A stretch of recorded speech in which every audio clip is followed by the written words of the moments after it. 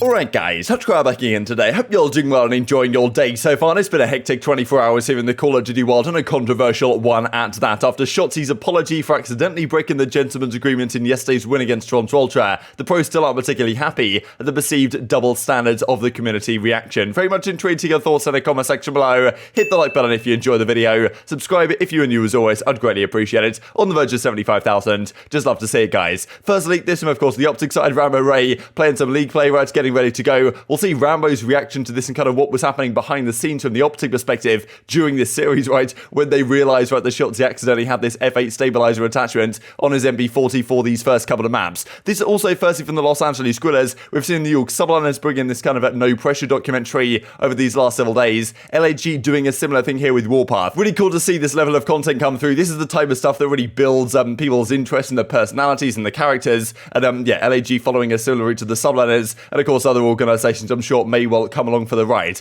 Paris Legion probably one exception. I gotta stop roasting Paris, but it's just too easy sometimes. This also for Methods, Champ should be in London. This is absolute facts of him hitting the timeline right. Good times back in the day. Here's your boy. Back in, this is the last COD event that I guess I went to at the start of 2020. Unfortunate stuff what happened since then, but yeah, Methods is bang on the money. Champs in London would be a great time. It's something that could be achieved with fans, all the type of good stuff, but you know, we'll see how it goes. It also would be great time zones, because often when they do it, for some reason, like, they always want to do it in LA, which means time zones aren't exactly ideal for the rest of the world. But look, we'll see about that, because we believe all the locations for the other events outside of the World Championship, right? So not sure where the Prime Classic is actually going to be held, but the first event of course is OpTic's event in Texas, then it's going to Toronto, then I think it's Minnesota with the Major 3, and then New York have Major 4. I think that's the plan, but Champs we don't know as of yet. Could be in London. It's actually not out of the realms of possibility, but I'd say it's still relatively unlikely. Let's talk about this F8 drama then. So basically I thought it's pretty good from TacticalRab Academy, like at Fast and Furious 8, here's F8, it's just Shotzzy. He was using the F8 Stabiliser. Now, this is an attachment which is kind of noticeable on the front of the gun here.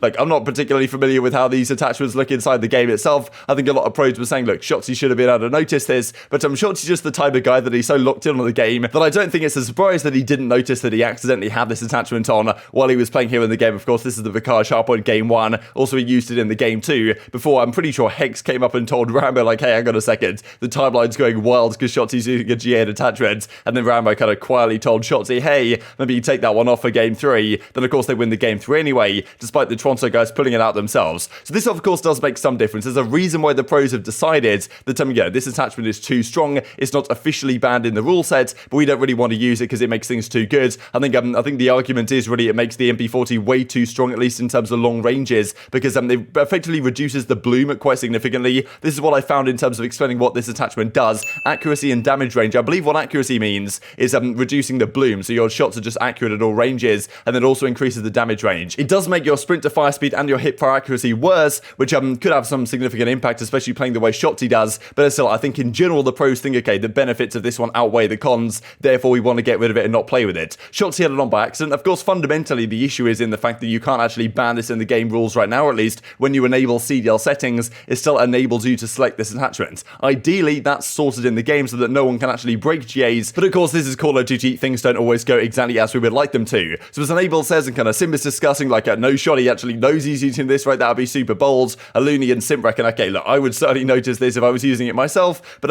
you know, like, I would tell instantly. Simp says, Shotzzy's just that guy, and I guess doesn't realize in the game itself. This also from Kenny, since deleted, I think people were kind of misinterpreting his perspective here, just because of the way he said it, but you know, he had to have had a scrim today, right? No way he just made a new class going into this series. He went on to explain that the classes got all reset for some reason, but as Kenny's saying, like, exactly how is this even possible? Because if he was playing a scrim today before to warm up for his matches, then like, you know, how is it even possible that he didn't have the right attachments on there? He's saying it's comedic. He went on and replied to say, like, he wasn't really calling out Shotzzy personally. He didn't think he did it intentionally anyway. But, you know, certainly the pros weren't happy about this. The community reaction was somewhat different, and I think understandably so, as we'll discuss here. I'll just share real quick what Shotzzy had to say on the stream after the fact, just kind of explaining himself and why this went down. I want to say that I used the wrong attachment because all of our things reset, and Ray told me after map 2, so that I switched it, and I just want to apologize to Toronto because I literally did not mean to do that. I genuinely apologize, but yeah, GG's to them. So there's many tweets from the pro players that look exactly like this. From Slasher, I thought this was pretty funny, really, for the Call of Duty League, whatever it takes. And well, Slasher kind of quote tweets that, definitely kind of the GA master a few years ago, not happy, and understandably so, really, with this situation. Of course, it's very frustrating, if even if it doesn't happen to your team. Now, Shotzzy went on to apologise. Of course, look, this was unintentional, right? He didn't mean to do this, didn't mean to have it on. And I think that's really why the community is kind of having a positive reception. At the end of the day, it doesn't seem like this made all that much difference in the course of the series. OpTic played by far the better Call of Duty in the series. You could argue that Game 1 Bacage, it was pretty close. Maybe a couple of kills that Shotzzy might not have got if he didn't have this attachment on would have made a difference. At the same time, it's pretty close range map. Maybe the benefits of the F8 Stabiliser don't have too much of an impact there. Who really knows? But look, I still think OpTic were by far the better team. I think they'd have won the series regardless. Even when Toronto were using it right in Game 3 to kind of get their own back in some sense, like and thought Shotzzy was going to continue to use it anyway. It didn't really help them to all that great of a degree. So that's why I think the fans are like, okay, whatever. It's just one of those things. It was kind of unfortunate situation. You can kind of understand the Toronto guys being frustrated. I'm sure the OpTic guys would have been frustrated if it had happened against them, but OpTic outplayed them. GG's, that's kind of the end of the story. And Scump goes on to talk about how, really well, and Dashi firstly loved the progress from the boys, right? Definitely much improvement for the OpTic camp. It's honestly great to see them kind of reaching the potential that we expected them to reach. This was the other tweet here from Scump. Regardless of the mishap earlier, so happy with the progression of the team, always learning, always improving, just love to see it. So despite the general community reaction here being like, okay, it was unfortunate from the Shotzzy fans, like a bit of a mishap as the OpTic guys were talking about, but at the end of the day didn't really mean all that much in the long term. The pros, of course, make these GAs for a reason, and they're pretty unhappy about it, especially, well, from maybe the FaZe guys' perspective, the perceived double standards they see here. This was the tweet that came up from aBeZy and Arcitys. So Arcitys tweeted out, F8 on the sub, restart the map, right? Of course, if you're using this, he reckons that, okay, you should just restart the game. At the end of the day, it's not something that's officially banned, and you can really officially get punished for, right? The CDL isn't going to come out and say, okay, you were using a GA attachment, we've got to replay the map, because it's not actually officially banned in the rule set, right? The pros can technically use what they want here, and I'm not sure the CDL would say yes if OpTic and Toronto decided, okay, let's restart the map. Not sure they'd want to go down that route. But anyways, aBeZy says, you got to think if it was Cellium, people would be rioting on the streets. Very interesting. My perception is there's probably two sides to the story here, because in Shotzzy's case, he used this unintentionally and then went on to apologise very profusely after the fact, and I think in general the fans accept and understand that apology. In the Cellium case, like, he's obviously using things like,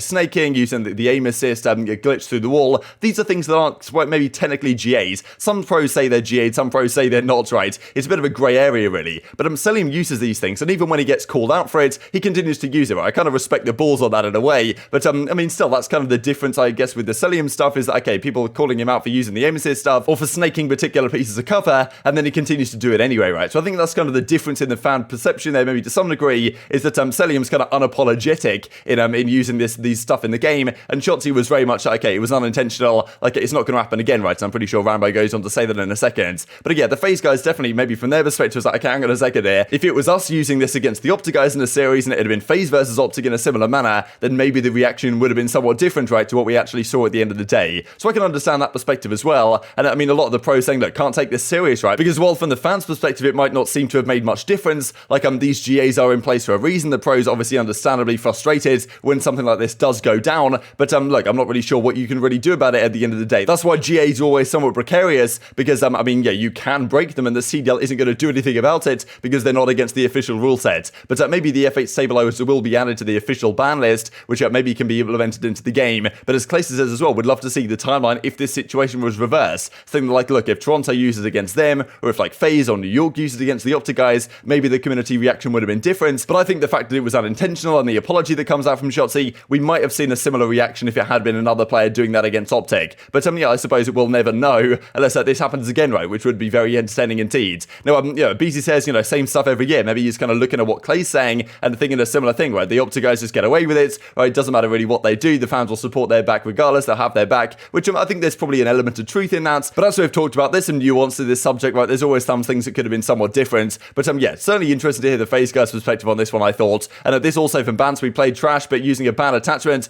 come on, you OpTic fans are meant to, right? Defending them for doing this type of stuff. So the pros understandably not particularly happy about it. The fans generally forgiving, I think understandably so. It's definitely an interesting dichotomy. This also wanted to mention real quick from the Clayster front, because this is back in 2018. This is the most famous example I really remember of a pro player breaking a gentleman's agreement. This was when Clayster pulled out the M1 Grands at MLG Atlanta back in 2018, and when he actually gave his entire earnings he made that tournament to the other team, to the team he beat. I think it might have been Doug's team. I'm not exactly sure who he beat using this, but still, he pulled out an entire weapon that was GA'd by the the pros. This is something more severe than just using an attachment unintentionally, but still, it definitely created some drama because even, well, Ricky apparently was unintentionally using the long barrel, which is also GA'd on the bar, and it was just GA'd specifically on the bar at the time. Now, well, and obviously Clayster wasn't happy, saying like, look, Ricky's going to get revenge using this GA'd thing. I was using this GA'd thing, and I'm not particularly happy. Like, I'm like, it always kicks off between the pros as a result. I'm not sure I'd actually ever seen this thread before, but I managed to find it up, and yeah, if I'm included as AR, does that make you a sore loser? Funny stuff. But I think it's very clear that GA drama always sparks something between the pros. Just wanted to share this as well before we discuss the matches going on later today. Some very important ones at that. From the Rambo side, kind of explaining what happened behind the scenes from his perspective, that Hex kind of came up to him and said, okay, hang on, Shotzzy's using a ban attachment, and then he just told Shotzzy kind of in the hallway so the other guys wouldn't be affected.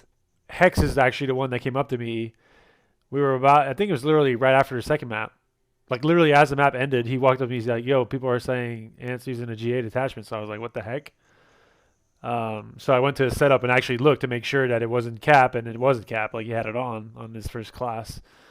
So whenever in between, after the second map, we get 5 minutes, and we typically take a walk down the hall as a team and just kind of like talk stuff out and just kind of change the atmosphere a little bit just to get a walk. Like, it just changes your mind and your scenery. And I took Ant aside and I told him. I didn't tell the rest of the guys. I only told Ant. I wasn't trying to check anyone out with that besides obviously him because he had to know because he wanted to change it. I guess I could have changed it, but I didn't really want to mess anything up about his classes. I'm not even sure what he uses besides that. So yeah. And then he changed it and we played the third map. 2 of the Toronto guys were using it when the map started. Didn't really change the outcome. So good coaching, I think, all around from the Rambo side. This also so far here in Stage 1 overall KDs. Cellium is ploughing far and away above the rest of the field. This guy's absolutely out of control right now. A 1.35 so far in Stage 1 so far this season. Like, the rest of the stats as well, pretty unreal from especially some of the London guys, from Sibright on the Seattle Surge. Shotzzy up here at a 1.13 now. But let's talk about these games going on later today. Firstly, these are the standings right now. This is honestly a massive deal because 4 teams have now officially qualified in FaZe, Surge, Ravens, and Thieves. They have now 3 wins. They're going to be in winners. All the other teams I'm not sure are guaranteed as of yet. I'm pretty sure New York and Paris should be out of there regardless. The Toronto guys find themselves in quite an interesting spot now though, because Toronto going into this weekend were 8-3 in map count with 2-1 record, and I thought that was easily going to be good enough to qualify. Now they got 3-0'd, they're now 8-6 map count, and that gets a little more stressful for them, right? They play later today against the Thieves, and that's a big match to at least, well, hopefully win for the Toronto guys if they want to qualify, but just win a few maps, right? Because it's going to get pretty sketchy down here at the bottom in these kind of 8th and 9th place tiebreakers.